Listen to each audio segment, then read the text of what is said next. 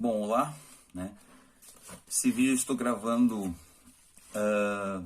tendo por referência a nossa primeira aula do segundo bimestre, né? Terceiro colegial, Sociologia.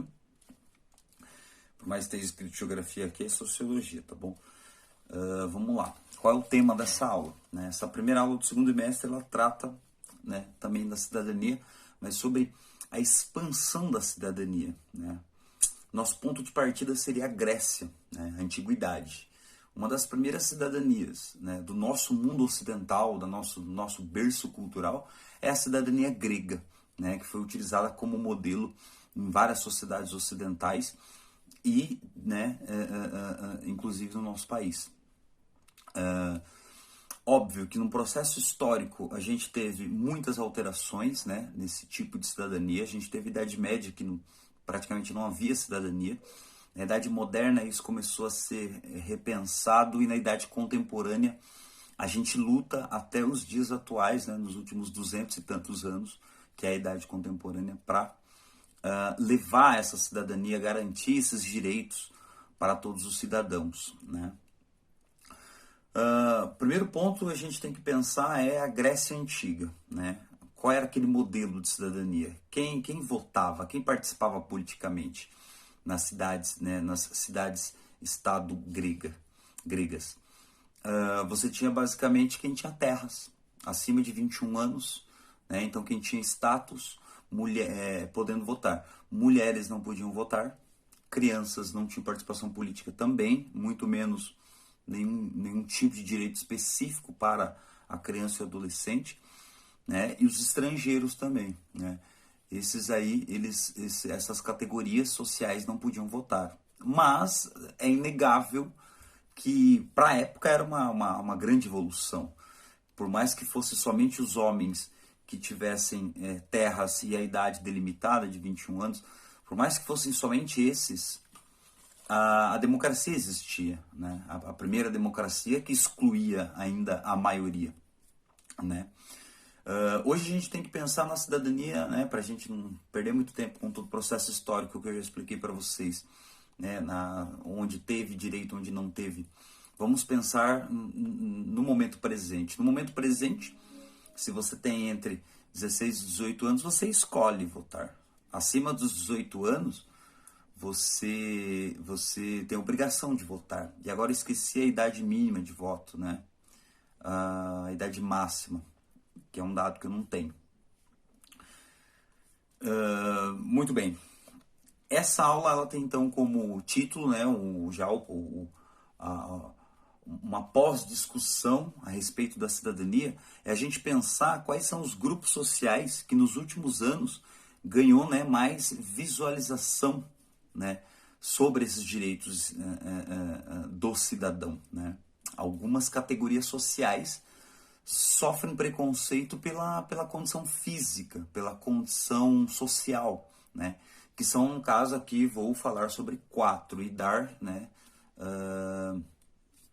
mais importância ou visar um pouco mais a primeira, que são, no caso, as mulheres, né, os idosos, o consumidor e crianças e adolescentes e crianças, né? Então essas categorias sociais, basicamente, várias sociedades possuem mais mulheres do que homens. Então é até, né, um momento a gente questionar como a gente vai chamar esses grupos sociais de minorias, se talvez em número eles sejam maioria, né? Então vamos pensar na questão da mulher, na questão do idoso, na questão da criança e do adolescente e do consumidor. Esses 4 itens, né, essas 4 categorias, acabam ganhando direitos, né? Os seus direitos eles são, né, flexibilizados, eles são aumentados, eles são conquistados, ganham mais espaço no último século, né, século XX. E aqui eu vou destacar então primeiros 3 assim que eu vou deixar um pouco mais de lado, né, nessa aula, que seria primeiro o Código de Defesa do Consumidor, que é super atual, ele tem, né, pouco mais de 30 anos, né? Passou a vigorar em 1991 o Código de Defesa do Consumidor, que é o CDC, então ele tem aí 29 anos, foi promulgado, né, na lei de 1990, mas passou a vigorar em 1991. Então o Código do Consumidor é algo extremamente moderno e atual ainda, né? E óbvio que, como todo sistema institucional, jurídico ou do tipo, não tem um funcionamento 100%, um funcionamento que seja, que atinja todas as pessoas daquela categoria social, né? Mas está aí, então, um exemplo do Código de Defesa do Consumidor, que é super atual, né? Que vem aí, né, de uma década de 80 em que a gente sai da ditadura, a gente tenta o quê? Olha só a coincidência, é isso que é importante você pensar na história. Na década de 80 a gente teve diretas já, acabou a ditadura e a gente voltou a votar, né? Reconquistamos o direito democrático do voto após o fim da ditadura entre 1984/85.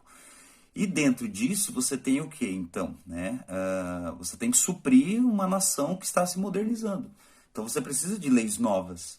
E entre as leis novas, entre as leis atuais, você tem, né, após 6 anos, né, da volta do voto, da democracia de verdade no país, você tem uma modernização na questão do consumidor, que é o CDC, Código de Defesa do Consumidor de 1990/91. Né? Segunda categoria que é importante a gente salientar aqui, né, historicamente, a criação, né, do Estatuto da Criança e do Adolescente, né, que penaliza várias situações que antes não eram consideradas crime contra crianças e adolescentes e que a partir do ECA, Estatuto da Criança e do Adolescente, passam a ser crimes. Né? Essa lei ela surge para, né, para que a gente tenha o direito da cidadania exercido na prática, né, conquistado na prática por crianças e adolescentes, que também são cidadãos. Independente se eles ainda não possuem direito ao voto, né, o ser humano ele tem essa condição social, né, cidadã, a partir do momento que a pessoa nasce, independente se ela já pode votar ou não.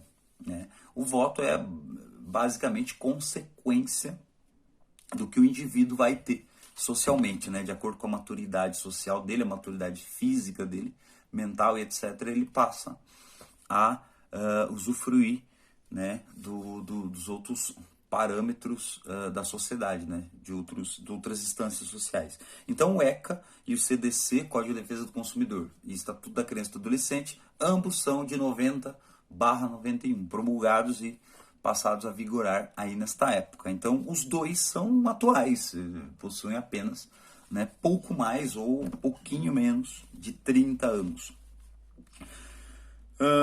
Terceiro item, né, terceira categoria social, a questão do idoso. O idoso também ele conquista, né, vai conquistando seus direitos dentro de um Estado que volta a se democratizar na década de 80, então entre 30 e 40 anos atrás, né? E vou destacar aqui o Estatuto do Idoso, que é mais moderno ainda, de 2003, né, que salvaguarda, né, a situação, né, do idoso, né, nessa situação fisiológica mesmo, né, da idade, etc. Então, você tem um que tenta proteger o consumidor, a criança e adolescente, e o idoso, que também, em algumas categorias, momentos, circunstâncias sociais, não tem os seus direitos humanos de cidadão garantidos, muito pela sua situação fisiológica, física, biológica mesmo. Né? E por último, que eu vou aqui no caso salientar com mais datas, né? E a gente vai ter um estudo mais aprofundado depois quando a gente falar sobre o movimento feminista. Vamos falar aqui no caso sobre a mulher no Brasil, no século XX, né? Eu vou destacar aqui algumas datas. Você sabia que o Rio Grande do Norte foi o primeiro estado, em 1927, a autorizar, através de uma lei, que as mulheres pudessem votar? 1927. 1930, Getúlio Vargas toma o poder, acaba a República Velha, inicia-se a ditadura de Getúlio Vargas, e na ditadura de Getúlio Vargas, no ano de 1932, né, as mulheres conquistaram o direito do voto. E na última década, Semana de Arte Moderna, em 1922, na década de 20, começaram a aparecer os primeiros grupos de mulheres que pediam direitos, né, que reivindicavam direitos. Então você tem, né, inclusive assim, né, você tem também alguns casos no século XIX, jornais do Rio de Janeiro, jornais da Bahia, chegaram a ridicularizar 1879, por exemplo, alguns temas voltados a mulheres, né? Então você tinha já uma mentalidade muito diferente no século XIX. E depois de 30 anos do século XX é que, enfim, as mulheres elas conquistam o direito do voto em âmbito nacional, né? Em âmbito de país. Em 1932 elas votam, mas 5 anos antes elas já tinham esse direito no Rio Grande do Norte. Olha só que dado interessante. Deixa eu ver o que mais. Em 1962, né, o Estatuto da Mulher Casada tem várias alterações. Entre elas eu vou destacar, somente a partir de 1962, calcula aí comigo, em 62. São 53 mais 4, 57 anos. Pouco mais de 60 anos atrás. Em 62, a mulher ela acabou com aquela ideia de que, né, estava em lei, de que somente o homem autorizava o fim do casamento, né? E a mulher passou a ter essa autonomia das coisas, né, dentro do âmbito familiar na lei, né? Ou seja, no papel realmente era o homem que dava a última palavra. Isso até 1962. Né? A mulher passou somente a partir de 1962 a ter direito à herança. Olha só, se você parar e pensar bem, se você não estudou isso, como assim? A mulher ela não tinha direito à herança? Não, não tinha. Ela já votava há muitos anos, mas não tinha direito à herança. E em 62 passou a ter. A guarda dos filhos, ela passou a ter direito a ter a guarda dos filhos, porque antes, se o homem escolhesse ficar com ela ou ficar com ele, era a última palavra, né? E ela passou a ter, né, por lei, mais poder familiar. E, claro, ela tinha o direito, né? Não, isso não. A partir de 62, em 62 ela ainda não tinha o direito do divórcio, que ela só vai conquistar 15 anos depois. Em 1977, a mulher ela passa a ter autonomia e também, principalmente, ela tem direito, se ela está infeliz, do divórcio, somente a partir do ano de 1977. Isso é apenas 23 mais 20, apenas 43 anos atrás. Olha só, veja só. Continuando sobre a expansão, né, do direito das mulheres, já estou acabando. Em 85, né, é fundado o Conselho Nacional dos Direitos da Mulher, que é o CNDM, Conselho Nacional dos Direitos da Mulher. Juntamente no ano em que temos a volta da democracia com as diretas já. Coincidência? Não.